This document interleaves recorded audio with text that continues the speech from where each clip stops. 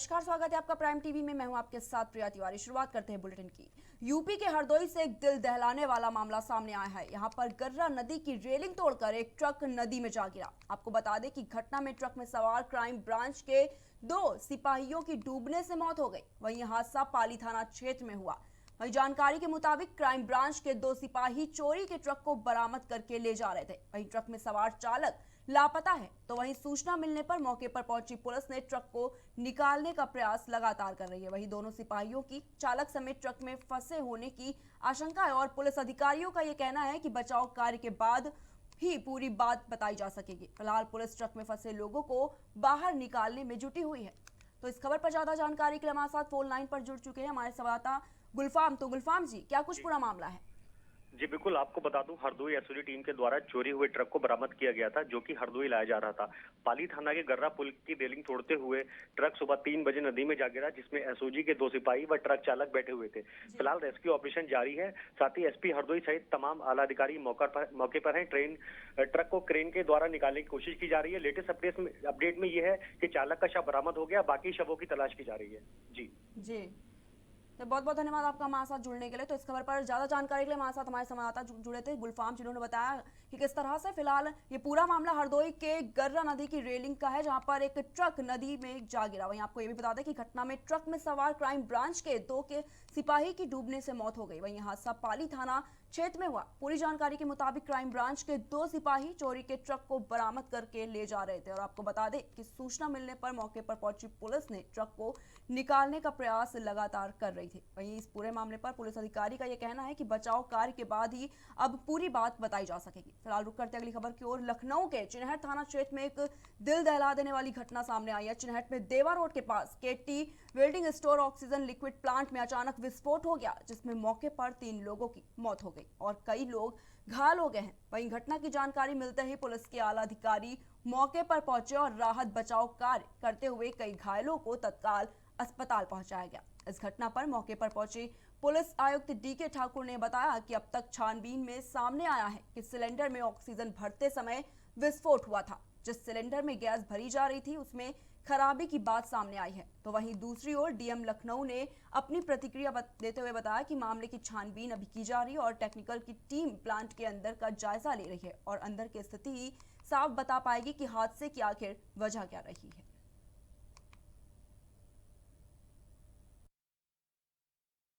ये हम लोग केटी गैस प्लांट में खड़े हैं चिन्हट में। यहाँ करीब 1.5 घंटे पहले जब सिलेंडर भरे जा रहे थे, उसी में से एक सिलेंडर में विस्फोट हो गया। उस विस्फोट से यहाँ पर जो सो अभी तक जो जानकारी मिली है, 3 लोगों की डेथ हो चुकी है। आरएमएल उनकी बॉडी है। एक गंभीर रूप से घायल है, उसका आरएमएल में इलाज चल रहा है। 4 और सामान्य रूप से घायल हैं, उनको आरएमएल से ट्रॉमा सेंटर चौक में ले जाया गया। देखिए, घटना लगभग 3:30-40 की आसपास की है, जहाँ पे गैस फिलिंग यहाँ पे होता है। केटी फिलिंग स्टेशन है यहाँ पर और ये बड़ी दुर्भाग्यपूर्ण घटना रही, जहाँ पर एक सिलेंडर के ब्लास्ट होने के कारण 3 लोगों के अभी हताहत होने की सूचना है और 5 व्यक्तियों के घायल होने की। सभी घायलों को तत्काल प्रभाव से चिकित्सीय इलाज के लिए अस्पतालों में भर्ती कराया जा चुका है और वहाँ पे उनका बेस्ट जो चिकित्सीय इलाज है वो कराया जा रहा है। साथ ही साथ यहाँ पे मौके पे पूरी टीम के द्वारा जो राहत का कार्य है वो। औरैया में ग्राम खड़गपुर में हड़कंप मच गया। दरअसल एक युवक का शव खेत में पड़ा मिला, जिसकी सूचना ग्रामीणों ने पुलिस को दी। सूचना पर पहुंची पुलिस ने शव को पोस्टमार्टम के लिए भेजकर आगे की जांच शुरू कर दी है। तो वहीं परिजनों का यह कहना है कि मृतक घर के बाहर गया था, लेकिन देर रात तक वापस न आने पर उन लोगों ने मृतक को ढूंढा, लेकिन सुबह जब शव मिला तो घर वालों ने इसकी सूचना पुलिस को दी। वहीं परिजनों की मांग है कि अगर दोषी पकड़ा गया तो उस पर सख्त से सख्त कार्रवाई की जाए।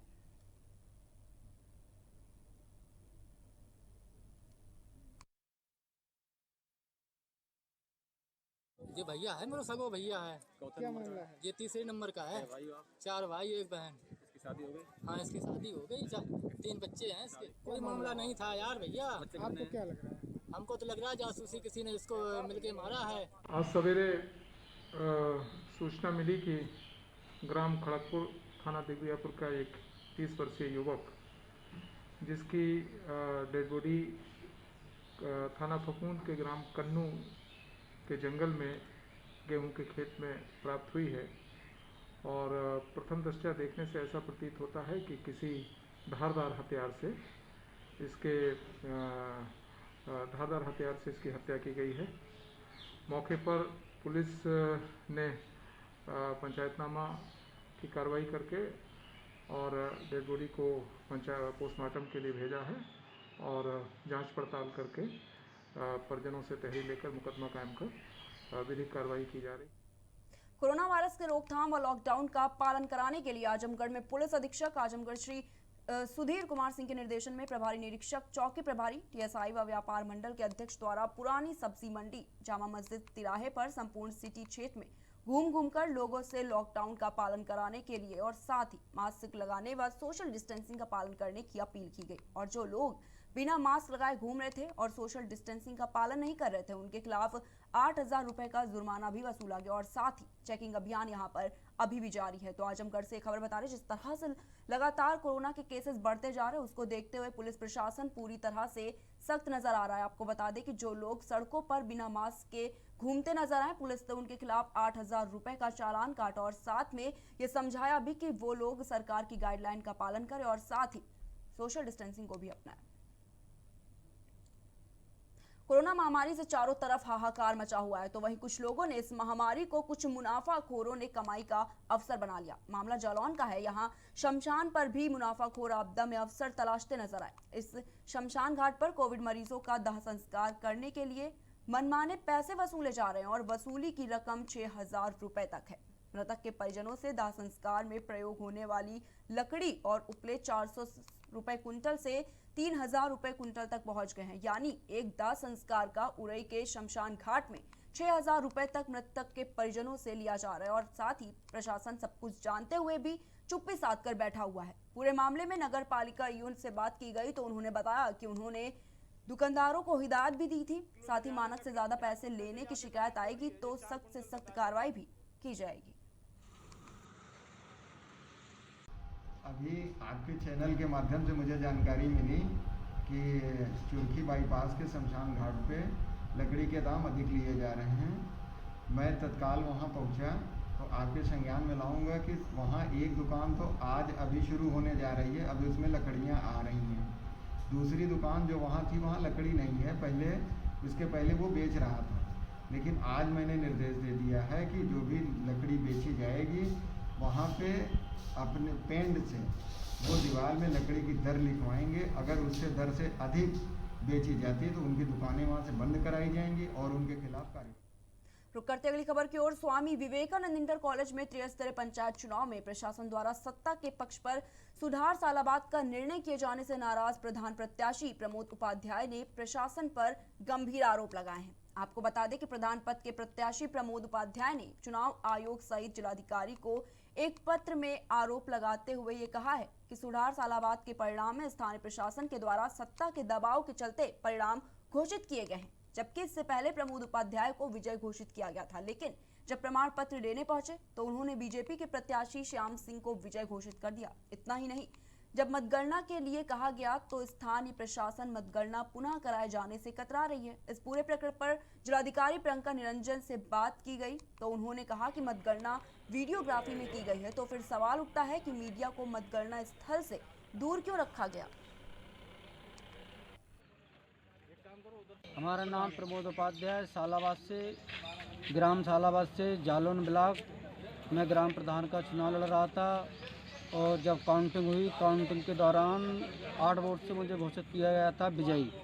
इसके बाद में कुछ अधिकारियों ने गड़बड़ी करके उनका लड़का श्याम सिंह का पुत्र गुड्डू अभिनव सिंह गया, कुछ लेन देन किया उनसे और मुझे 10 मिनट बाद हारा घोषित कर दिया गया। उनको प्रमाण पत्र दे दिया गया और मुझे कॉलेज से बाहर निकाल दिया गया कि तुम हार चुके हो।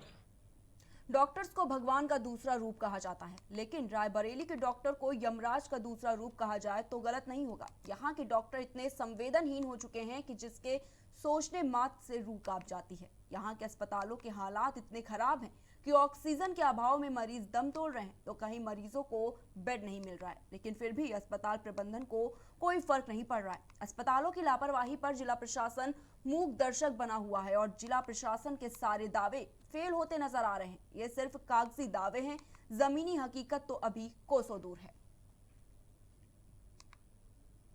रुक करते अगली खबर की ओर। शाहजहांपुर के गांव इटौरा गोटिया के एक किशोर से लापता होने की खबर आई है। दरअसल परिवार वालों का ये कहना है कि कुछ दिनों पहले उनका बेटा बिना बताए कहीं चला गया था, जिसकी उन्होंने काफी तलाश की, लेकिन कोई सुराग उनके हाथ नहीं लगा।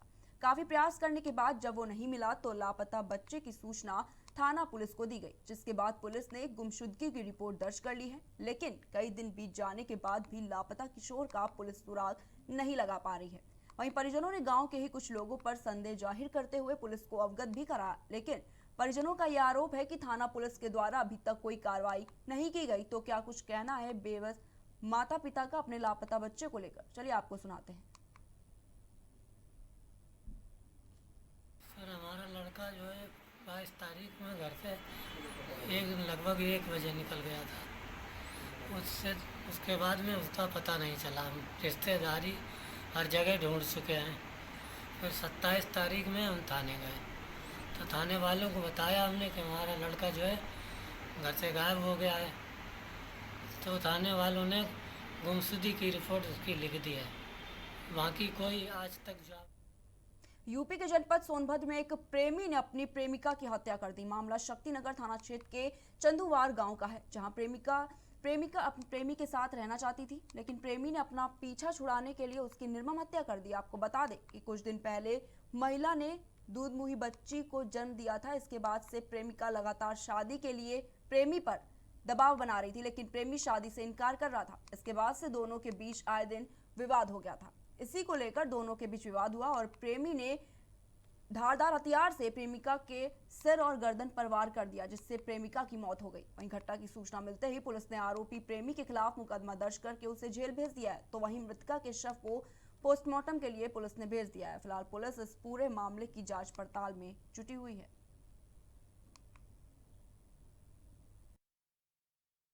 पर जाके खाली का लड़का मार रहा था, घर में घुस के मार रहा था। हम लोग बोल रहे थे, हम लोग पे कूदाया था, हमारी बहन को जान से मार दिया। क्यों मारा, क्या पूरा मामला था? शादी करने के लिए बोल रहा था। फिर शादी का मैटर, लड़की पेट में रह गई थी।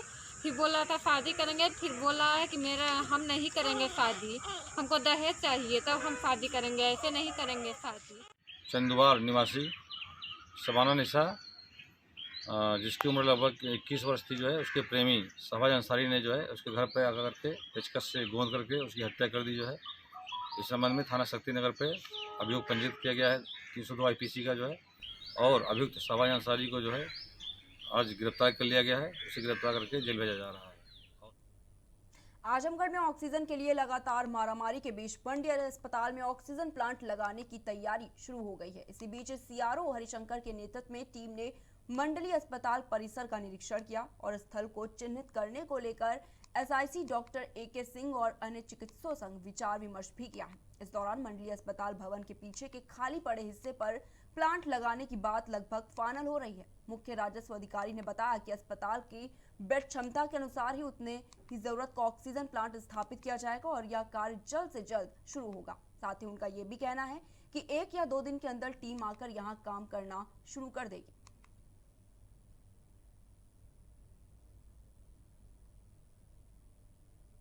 आजमगढ़ के मंडली अस्पताल परिसर में बने आधुनिक पोस्टमार्टम हाउस का एक मामला सामने आया है, जहां एक महिला की लावारिस लाश पोस्टमार्टम के लिए पड़ी हुई थी। आपको बता दें कि पड़ी हुई लाश को चींटियां और चूहे नोच कर ले जा रहे थे। साथ ही पोस्टमार्टम हाउस में कभी साफ सफाई नहीं भी रहती और ना ही शव रखने की कोई व्यवस्था है। ऐसे में लाश सड़ने लगती है। इस बात का खुलासा होने के बाद भी इस पर कोई कार्रवाई नहीं की जा रही है। अब ये जो मुझे भी जहाँ तक पता चला है कि एक अज्ञात बॉडी, वो जिला अस्पताल में उसका इलाज चल रहा था और मरने के बाद उसको मार्चुरी में रखा गया था। पुलिस इन्फॉर्मेशन भी गई थी, पुलिस को इन्फॉर्मेशन दे दी गई थी। चूँकि अज्ञात बॉडी थी तो इसका नियमानुसार जो है आज पुलिस ने पोस्टमार्टम कराया है। लगभग कितने दिनों से थी सर ये? और ये शायद, ये मुझे जहाँ तक ज्ञात है पता चला है कि तीन दिन से थी, लगभग 3 दिन। एक और जहां जिले में कोरोना संक्रमण के बढ़ते मामलों को देखते हुए जिला प्रशासन द्वारा पूरे जिले में कड़ा लॉकडाउन लगाया गया है, तो वहीं लॉकडाउन में शराब माफिया काफी सक्रिय हो गए हैं। इस समय शराब की भी दुकानें बंद है। ऐसे में माफिया ऊंची कीमत पर खुलेआम शराब बेच रहे हैं। सरकारी शराब गोदाम से लेकर किराना दुकान व निजी घरों में रखकर अवैध तरीके से शराब बेची जा रही है। और हम आपको जो वीडियो दिखा रहे हैं इसमें शराब लेने वालों का तांता लगा हुआ है। ऐसा लग रहा है कि अमृत हो। ये वीडियो कहीं और का नहीं बल्कि शाहजहांपुर जनपद के कलान थाना कस्बे का है। आपको बताया ये भी जा रहा है कि इसकी जानकारी उत्पाद विभाग के अधिकारियों को भी है, लेकिन कार्रवाई के नाम पर अधिकारियों ने चुप्पी साध रखी है। तो शाहजहांपुर से खबर बता रहे हैं जहां पर शराब माफियाओं का लंबा तांता लगा रहता है यहाँ पर, और इसका वीडियो भी सोशल मीडिया पर लगातार वायरल हो रहा है।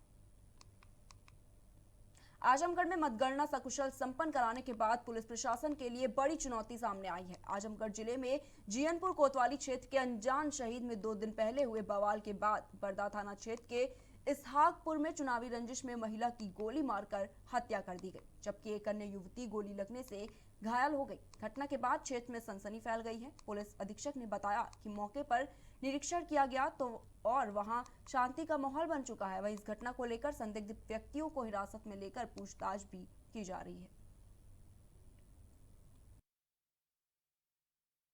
वर्धा क्षेत्र के शाहपुर गांव में राजभर जाति के 2 पक्षों में आपस में वाद विवाद हुआ और बाद में उनमें एक पक्ष द्वारा गोली चलाई गई, जिससे दूसरे पक्ष की महिला के सिर में गोली लगी और उसकी मौके पर मृत्यु हो गई है। इस संबंध में जो तथ्य है वो ये है कि उस गांव में मुस्लिम जाति की महिला प्रधान चुनी गई है और राजभर पक्ष के एक पक्ष द्वारा उस मुस्लिम महिला का समर्थन किया गया था और उसी में आज दोनों में कहासुनी हुई और बाद में वाद विवाद हुआ और वाद विवाद के बाद इसमें एक पक्ष द्वारा।